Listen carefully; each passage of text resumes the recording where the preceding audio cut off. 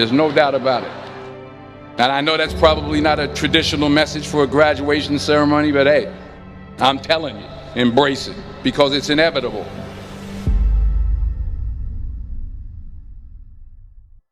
In the acting business, you fail all the time. Early on in my career, I auditioned for a part in a Broadway musical. Perfect role for me, I thought, except for the fact that I can't sing. I didn't get the job. But here's the thing. I didn't quit. I didn't fall back. I walked out of there to prepare for the next audition, and the next audition, and the next audition. I prayed. I prayed, and I prayed. But I continued to fail, and fail, and fail. But it didn't matter, because you know what? There's an old saying, you hang around the barbershop long enough, sooner or later you're going to get a haircut.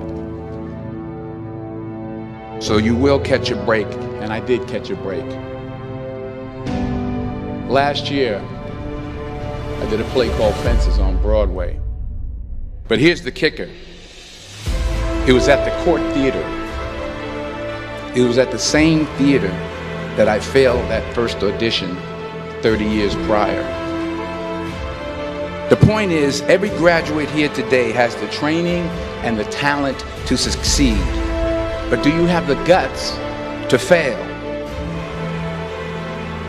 If you don't fail, you're not even trying.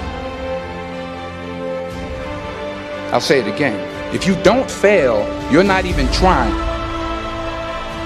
To get something you never had, you have to do something you never did. So imagine you're on your deathbed, and standing around your deathbed are the ghosts representing your unfulfilled potential. The ghost of the ideas you never acted on. The ghost of the talents you didn't use. And they're standing around your bed, angry, disappointed, and upset. They say, we came to you because you could have brought us to life, they say. And now we have to go to the grave together. So I ask you today, how many ghosts are going to be around your bed when your time comes?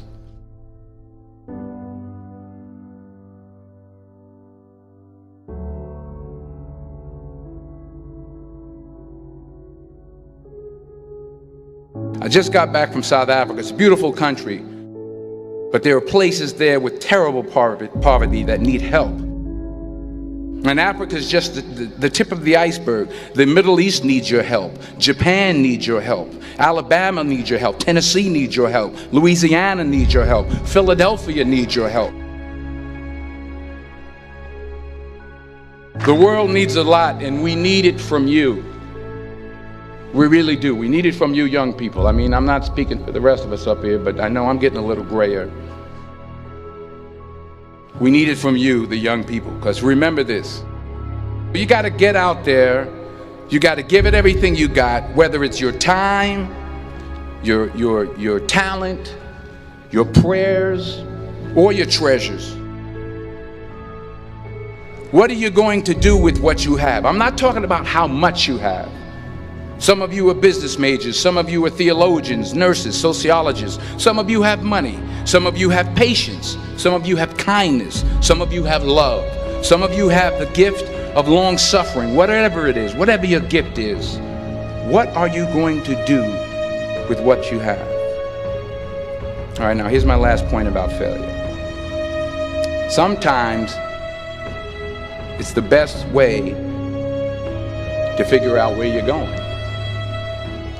Your life will never be a straight path. I began at Fordham University as a pre-med student. I took a course called cardiac morphogenesis. I couldn't read it, I couldn't say it, I sure couldn't pass it. So then I decided to go into pre-law, then journalism. And with no academic focus, my grades took off in their own direction.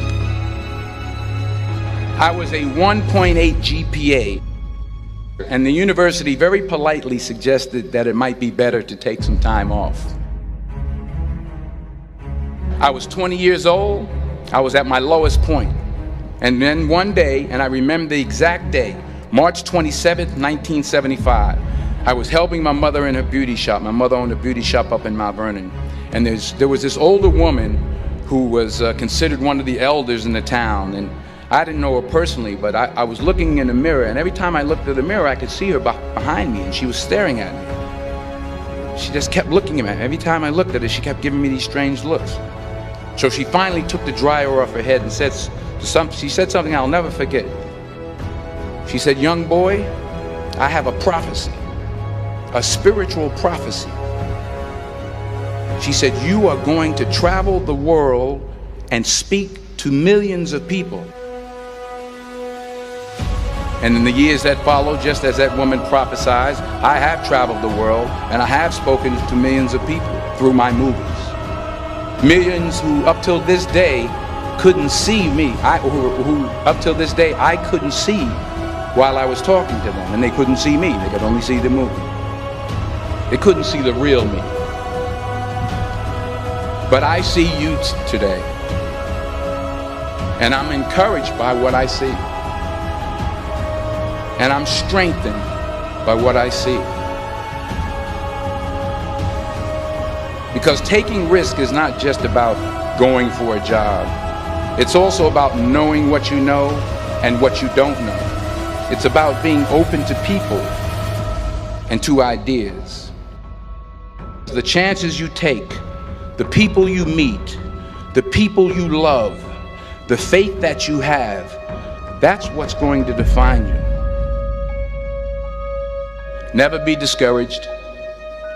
Never hold back. Give everything you got.